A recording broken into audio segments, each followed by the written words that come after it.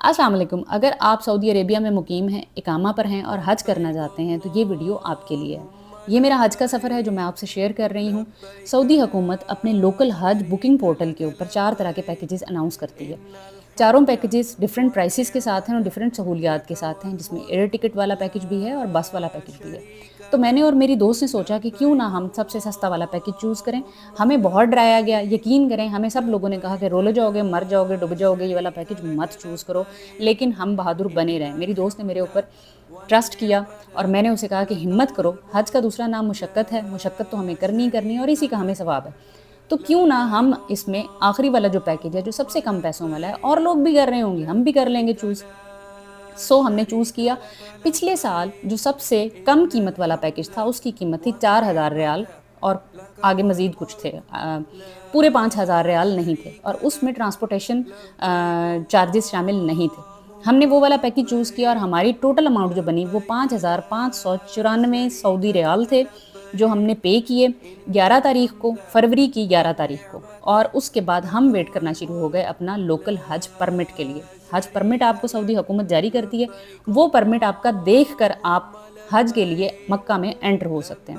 تو یہ جیسے کہ آپ دیکھ رہے ہیں ابھی یہ ہمارا سب سے سستا پیکیج تھا، اس کے باوجود ہمیں بہترین ہوٹل ملا، بہترین سہولیات ملی، بہترین سروسز ملیں، اور میں نے باقاعدہ یقین کریں کہ کمپیئر کیا ان لوگوں کے ساتھ جنہوں نے 13,000 15,000 18,000 ریال والے پیکیجز چوز کیے تھے، تو ہماری اور ان کی سہولیات سیم تھیں۔ اس میں فرق صرف اور صرف ایک تھا، وہ یہ تھا کہ مینا میں جو آپ نے 3 راتیں گزارنی ہیں اس کے لیے آپ کو مینا میں کیمپ نہیں ملتا۔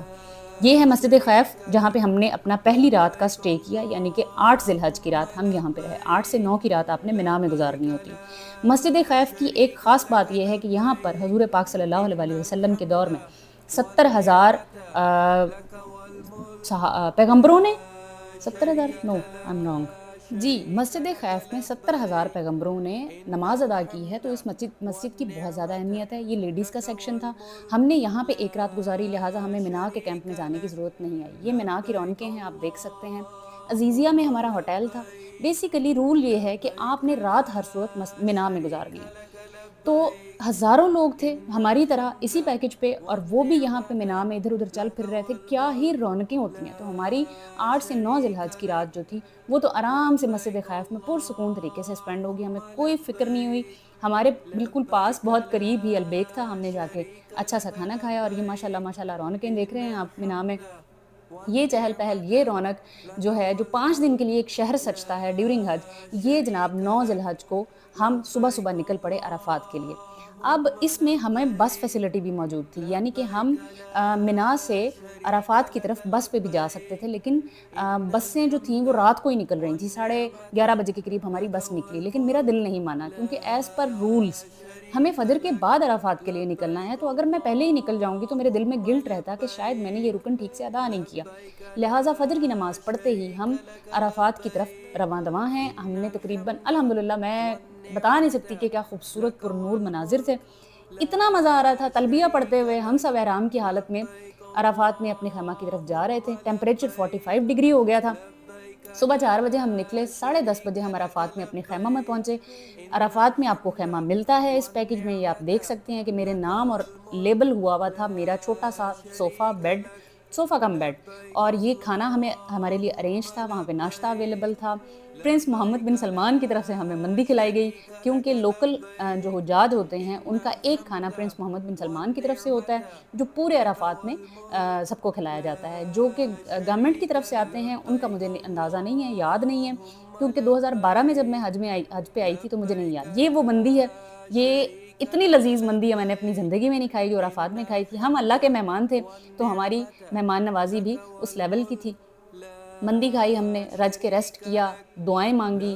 ظہر سے عصر کے درمیان جو یہ جو سارے رکن ہیں نا ان کی ایک اسپیسیفک نیمنگ ہے۔ اس کے بعد جناب ہم مزدلفہ کے لیے ہمیں بلینکٹ دے دیا گیا، گدا دے دیا گیا، تکیہ دے دیا گیا، اور پھر ہم مغرب کی نماز ادا کیے بغیر مزدلفہ میں ہمیں رات گزاری، وہاں سے کنکریاں اکٹھی کر کے پھر ہم فجر کے بعد واپس مینا آتے ہیں۔ مینا آ کے ہم نے بڑے شیطان کو کنکریاں ماری۔ یہ دیکھیں جی، رش کوئی نہیں تھا، رش اس طرح سے نہیں تھا کہ ہم نے وہ رش گزار دیا۔ اگر آپ حج کرنے آئے ہیں، آپ کے ساتھ بزرگ ہیں، آپ ویٹ کر لیں، آپ کسی کونے میں بیٹھ جائیں، کسی سائے میں بیٹھ جائیں اور رش کے کم ہونے کا انتظار کریں، نہ کہ فل رش میں انٹر ہوں۔ تو یہاں پہ جناب ہم نے شیطان کو کنکریاں ماری، ہم احرام کی حالت میں ہیں۔